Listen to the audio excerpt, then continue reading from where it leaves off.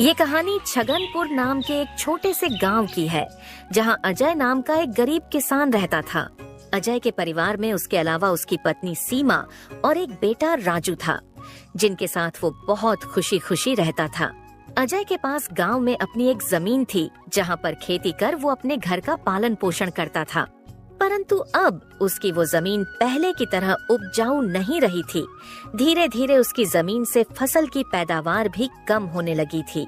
एक दिन इसी चिंता में वो अपने जमीन के पास बैठा होता है और कमाने का कोई और जरिया सोचने लगता है। दिन प्रतिदिन मेरे इस जमीन से उगने वाली फसल कम होते जा रही है। लगता है मुझे अब कोई दूसरी जमीन लेकर काम करना होगा, या तो कोई और जरिया ढूंढना होगा कमाने का। पर अब मैं इस जमीन के भरोसे नहीं रह सकता हूँ। चलो एक बार चल के सीमा से राय लेकर देखता हूँ वो क्या कहती है इस बारे में। अजय तुरंत खेत से अपने घर की तरफ चल पड़ता है।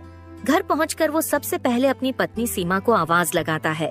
सीमा जरा यहाँ आना, तो तुमसे एक जरूरी बात करनी है। अजय की आवाज सुनकर सीमा वहाँ आ जाती है। बोलिए, आपने मुझे बुलाया क्या? हाँ सीमा, मुझे तुमसे एक जरूरी विषय पर बात करनी है और तुम्हारी राय जाननी है। हाँ बोलिए, क्या बात है? सीमा, तुम तो जानती हो हमारी जमीन अब पहले की तरह इतनी उपजाऊ नहीं रही है, और अगर मैं ज्यादा खाद वगैरह डालने की कोशिश करूंगा तो कहीं उसकी मिट्टी और खराब ना हो जाए। इसलिए सोच रहा हूं कि कुछ समय के लिए उस जमीन पर खेती करना छोड़ दूं। हर साल थोड़ी थोड़ी खाद उसमें डालता रहूंगा, जिससे कुछ सालों बाद वो पहले की तरह उपजाऊ हो जाएगी। फिर उसमें खेती करना शुरू कर दूंगा। हाँ, ये ठीक रहेगा। इससे आपकी जमीन भी सही रहेगी और उसमें उगने वाली फसल भी। हाँ, पर तब तक मैं क्या करूं? क्योंकि मेरे पास दूसरी तो कोई जमीन नहीं है, तो घर का खर्च चलाने और राजू के पढ़ाई के लिए कहां से पैसे जुटा पाऊंगा? आप एक काम क्यों नहीं करते, एक बार जाकर गांव के जमींदार काका से मिल लीजिए। वो तो बहुत अच्छे और नेक दिल है, वो आपकी जरूर कोई मदद करेंगे। हाँ सीमा, ये ठीक रहेगा, क्योंकि काका अगर कोई नया काम भी करने बोलेंगे तो वो उसमें भी मेरी मदद कर देंगे। ठीक है सीमा, तो मैं कल सुबह सुबह ही काका से मिलने उनके घर चला जाऊंगा।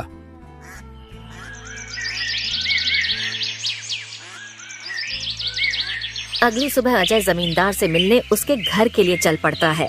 जमींदार के घर के बाहर पहुंचकर वो जमींदार को आवाज लगाता काका, है। क्या आप घर पर हो? अजय की आवाज सुनकर जमींदार बाहर आता है।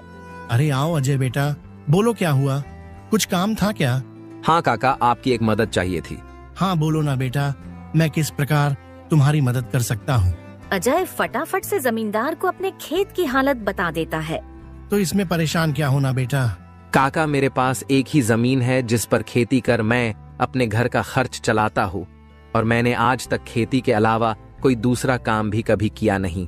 तो अब यही नहीं समझ रहा है मैं क्या करूँ। बेटा, खेती के अलावा दूसरा काम क्यों करना? तुम एक काम करो, मेरे पास गांव के बाहर एक जमीन है, तुम उस पर खेती करो।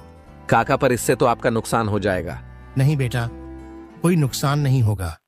इसी बहाने तुम मेरी जमीन की देख रेख भी करोगे, क्योंकि अब तो मेरी उम्र भी हो गई है और मेरा बेटा भी शहर में रहता है, तो इससे तुम्हारा भी भला हो जाएगा और मेरी भी थोड़ी जिम्मेदारी कम रहेगी। ठीक है काका, अगर ऐसी बात है तो मैं कल से ही उस खेत पर काम करने चला जाऊंगा। अजय जमींदार को धन्यवाद कहकर वहाँ से अपने घर के लिए निकल जाता है। अजय अपने घर पहुंचकर सीमा को सारी बात बता देता है। ये तो बहुत अच्छा है, यानी आपकी सारी चिंता ही खत्म हो गई।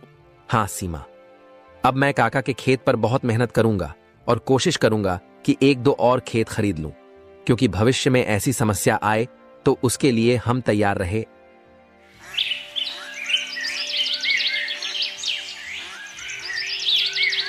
अगली सुबह अजय जमींदार के खेत पर काम करने निकलने वाला होता है तो सोचता है, काका की जमीन गांव के बाहर है, तो शायद शाम को आते आते देर हो जाए, इसलिए सीमा को बोलकर जाता हूँ। सीमा, जरा यहाँ आना तो।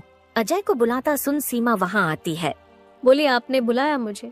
हाँ सीमा, सुनो, काका का खेत गांव के बाहर है, तो मुझे शाम को घर लौटने में थोड़ी देर भी हो सकती है। तो अगर मुझे देर हो जाए तो तुम और राजू खाना खाकर सो जाना।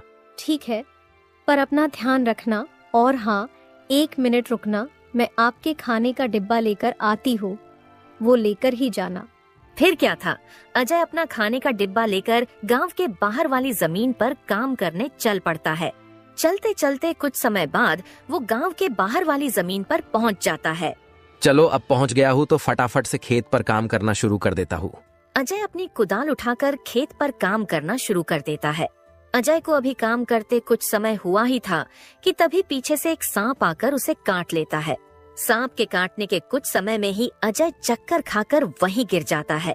यहाँ अजय सांप के काटने से बेहोश हो चुका था, पर गांव के बाहर होने के कारण उसकी खबर अब तक उसके घर वालों को नहीं चलती है। सुबह की अब रात हो जाती है और सीमा अजय का इंतजार कर रही होती है। माँ को इतने परेशान देख राजू पूछता है, क्या हुआ माँ, पिताजी अब तक क्यों नहीं आए? बेटा, तुम्हारे पिताजी आज काम करने जमींदार काका के गांव के बाहर वाली जमीन पर गए हैं और उन्होंने मुझे बोला भी था कि उन्हें आते आते देर हो जाएगी, पर अब कुछ ज्यादा ही समय हो गया है।